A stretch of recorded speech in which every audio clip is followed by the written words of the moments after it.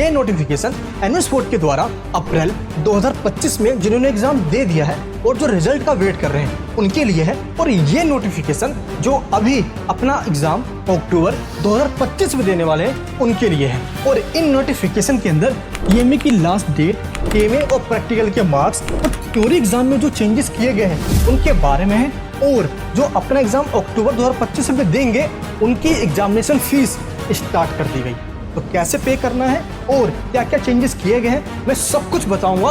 और एक भी बच्चा अगर इस नोटिफिकेशन को मिस कर देता है ना, मैं कसम से कह रहा हूँ आप फेल हो जाओगे। इसीलिए एंड तक जरूर देखना ताकि कोई भी नोटिफिकेशन या कोई भी अपडेट आपसे मिस ना हो जाए, क्योंकि आज की इस वीडियो में एनुअल बोर्ड के द्वारा बहुत बड़ी लेटेस्ट अपडेट दी गई है। मैं मनीष वर्मा, आप सभी का स्वागत है हमारे चैनल। एनुअल बोर्ड के द्वारा सबसे पहले ये नोटिफिकेशन दी गई है 22 मई को। और ये जो नोटिफिकेशन आया है ये आपको दिखेगा कैसे। सबसे पहले आपको गूगल पे आना है और यहाँ पे सर्च करना है NIOS। सिंपल है, फर्स्ट लिंक पे क्लिक कर देना है।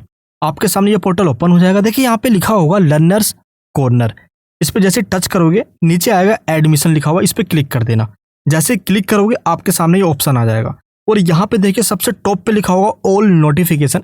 इस पे क्लिक करते ही फर्स्ट लिंक में लिखा होगा नोटिफिकेशन रिगार्डिंग एग्जाम फी। इस पे क्लिक करते ही जो नोटिफिकेशन एनुअल बोर्ड ने दिया है और इसमें यह बताया गया है कि जो अपना एग्जाम अक्टूबर 2025 में देने वाले हैं उनको अपना एग्जामिनेशन फीस पे करना है।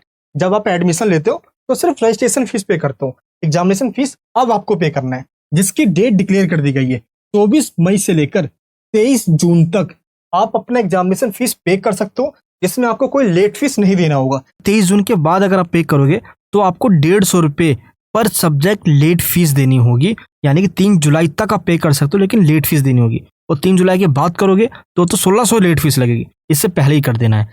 कैसे करना है आपको पहले मैं ये बता देता हूँ। देखिए सिंपल है, दो तरीके होते हैं। या तो आप यहाँ पे देखिए ऊपर लिखा हुआ है ना स्टूडेंट लॉगिन, इस पे क्लिक कीजिए, यूजर नेम पासवर्ड फिल कीजिए और लॉगिन पे क्लिक करके डैशबोर्ड ओपन कर लीजिए। देखिए यहाँ पे लिखा हुआ है पे एग्जाम फी। इस पे क्लिक करके आपके पास जो जो सब्जेक्ट हैं जिसका आप एग्जाम देना चाहते हो, सिर्फ उतने ही सब्जेक्ट का या सारे का देना चाहते हो तो ऑल सब्जेक्ट पे टिक करके आप अपना एग्जामिनेशन फीस पे कर दीजिए। फिर आपका एग्जाम अक्टूबर 2025 में हो जाएगा। पे नहीं करोगे तो एग्जाम आपका नहीं होगा। ये हो गया पहला तरीका। अच्छा, दूसरा तरीका होता है, देखिए आप बिना लॉगिन आईडी किए हुए यहाँ पे देखिए लिखा हुआ एग्जाम्स एंड रिजल्ट, इस पे टच करोगे नीचे आएगा एग्जामिनेशन लिखा हुआ पे एग्जाम फी। इस पे क्लिक करोगे, यहाँ पे आपको अपना एनरोलमेंट नंबर डालना है। नंबर डालते ही ये ओपन हो जाएगा। सब्जेक्ट को सिलेक्ट कीजिए जिसका आप एग्जाम देना चाहते हो, ऑल सब्जेक्ट का है तो टिक करके पे कर दीजिए, आपका एग्जामिनेशन फीस पे हो जाएगा। अच्छा, फीस कितनी लगने वाली है देखिए एनुअल बोर्ड की वेबसाइट पे और गूगल दोनों जगह पे देख सकते हो फीस करेक्ट बताई जा रही है। 300 रुपये पर सब्जेक्ट फीस लगती है जिसके अंदर प्रैक्टिकल नहीं होता, यानी कि विदाउट प्रैक्टिकल सब्जेक्ट। और जिसमें प्रैक्टिकल होता है उसमें 150 रुपये और ऐड कर दिया जाता है, यानी कि 450 रुपीज़ लगता है टोटल पर सब्जेक्ट। अगर प्रैक्टिकल है नहीं है तो 300 रुपये लगता है। ये आपको ध्यान रखना है। विदाउट लेट फीस की फीस बता रहा हूँ मैं आपको। तो ऐसे ही करके आपको फीस पे कर लेना है। फीस पे करते ही रिसिप्ट जनरेट हो जाएगी। पेड वाले ऑप्शन पे क्लिक करके आप ये रिसिप्ट भी निकाल सकते हो। यहाँ पे लिखा आना चाहिए ये एग्जाम फीस किसको पे करना है। ये एग्जाम फीस उनको पे करना है जो अपना एग्जाम अक्टूबर 2025 में दे रहे हैं, या जिन्होंने अप्रैल 2025 में एग्जाम तो दे दिया लेकिन उन्होंने आधे सब्जेक्ट के एग्जाम दिए हैं और 2 या 3 सब्जेक्ट जो उनके रिमेनिंग सब्जेक्ट्स है वो भी बचे हुए हैं, उनको भी पे करना है जो बचे हुए सब्जेक्ट है अक्टूबर 2025 में एग्जाम देने के लिए। बाकी इस नोटिफिकेशन के नीचे ये भी बताया गया है कि जो अपना एग्जाम अक्टूबर 2025 में देंगे उनको एक चीज का ध्यान रखना है, अदरवाइज एग्जाम फीस पे भी हो जाएगी और सब कुछ बर्बाद हो जाएगा, आप एग्जाम भी नहीं दे पाओगे। कैसे, देखिए इसमें क्या बताया गया है 2 इयर्स गैप के बारे में। यानी कि जब आपने क्लास 10 पास करी थी और एनुअल बोर्ड में अगर आप 12th का एग्जाम अक्टूबर 25 में ही दे रहे हो तो क्या आपके इन दोनों के बीच में 2 साल का गैप है या नहीं, ये आप खुद देख लीजिए। अगर गैप नहीं है तो मिनिमम आप 4 सब्जेक्ट का एग्जाम दे सकते हो। आप 5 सब्जेक्ट की एग्जाम फीस पे नहीं कर सकते।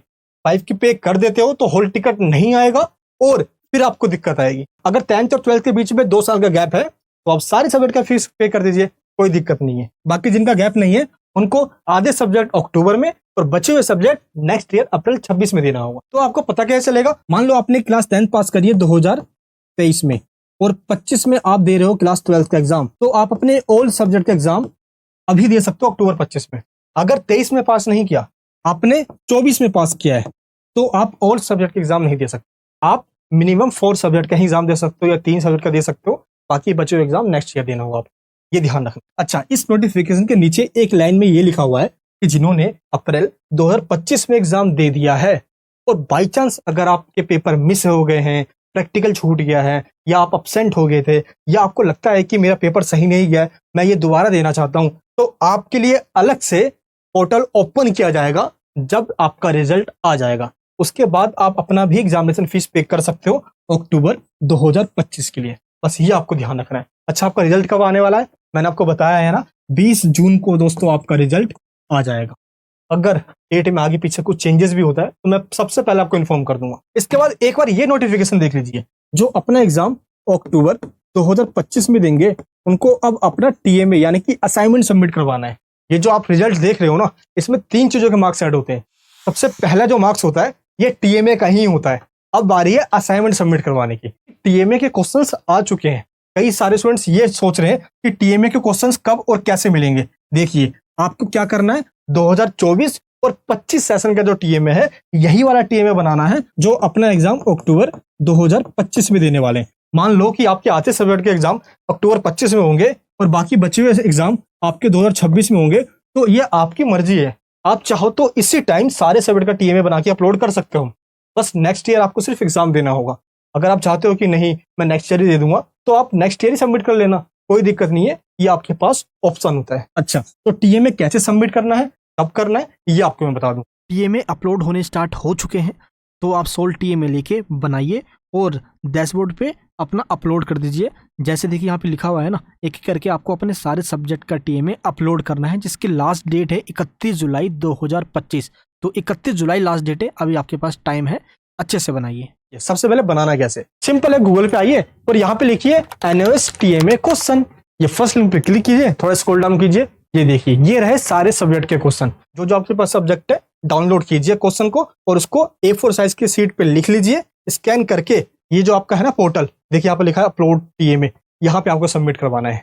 ऑफलाइन सबमिट नहीं होता, ध्यान रखना। इस नोटिफिकेशन में देख लीजिए 100% ऑनलाइन है और यहाँ पे लिखा होगा टीएमए अपलोड ऑनलाइन ओनली। इसके अलावा कोई ऑप्शन नहीं है, सिर्फ ऑनलाइन ही सबमिट होता है, कहीं सेंटर पे नहीं जाना, ऑफलाइन नहीं जाना, ये ध्यान रखना है। मैंने क्या किया, आपको सोल्ड टीएमए के पीडीएफ दे दिए ताकि आंसर में भटको ना और कहीं गलत आंसर ना लिख दो। सोल्ड पीडीएफ को डाउनलोड कर लीजिए और देख के एज इट इज सेम उतार दीजिए। अगर आपको लगता है कि नहीं आपको लिखा लिखाया टीएमए चाहिए, तो हैंड रिटन टीएमए ले लीजिए, या आपका टीएमए हमारी टीम लिखेगी और अपलोड भी कर देगी, तो टीएमए सर्विस में ज्वाइन हो सकते हो। इन तीनों चीज की लिंक डिस्क्रिप्शन बॉक्स के अंदर आपको दे दी गई है। जैसे आप टीएमए बना लेते हो तो आपको सबमिट करना होगा। और ये जो सिलेबस चेंज हुआ है, ये सबसे पहले जो इंग्लिश का सिलेबस चेंज हुआ है ना, इसको लेकर बहुत कंफ्यूजन है, न्यू वाला फॉलो करना है या ओल्ड वाला फॉलो करना है। जो अपना एग्जाम अक्टूबर 2025 में देने जा रहे हैं, उनको सभी सब्जेक्ट का सिलेबस न्यू वाला फॉलो करना है, लेकिन एक सब्जेक्ट को छोड़कर, ये देखिए, और वो है इंग्लिश का। अगर आप क्लास 12th में हो एनएस बोर्ड के अंदर, तो इंग्लिश का जो सिलेबस है ये आपको ओल्ड वाला फॉलो करना है, न्यू वाला फॉलो नहीं करना। क्योंकि जो इंग्लिश का न्यू सिलेबस है ये अप्रैल 2026 वाले स्टूडेंट्स के लिए है, तो अक्टूबर 2025 में जो एग्जाम देंगे उन सभी को ओल्ड वाला ही फॉलो करना है। तो ये आपका कंफ्यूजन था, आई होप आपका भी ये दूर हो गया होगा। अच्छा, कई सारे चेंजेस किए गए थ्योरी एग्जाम्स के अंदर, पैटर्न चेंज हुआ है, एग्जामिनेशन का नेचर चेंज हुआ है, मैं आपको सब कुछ बता दूंगा। अच्छा, मुझे पहले ये बताइए, ऐसे कितने स्टूडेंट्स हैं जो अक्टूबर में एग्जाम देंगे लेकिन उनको अभी तक बुक्स नहीं मिली है? आप सभी नीचे मुझे कमेंट बॉक्स में बताना।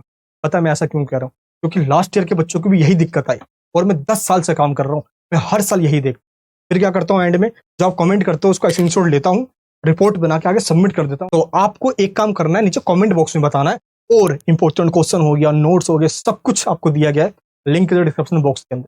जय हिंद, जय भारत।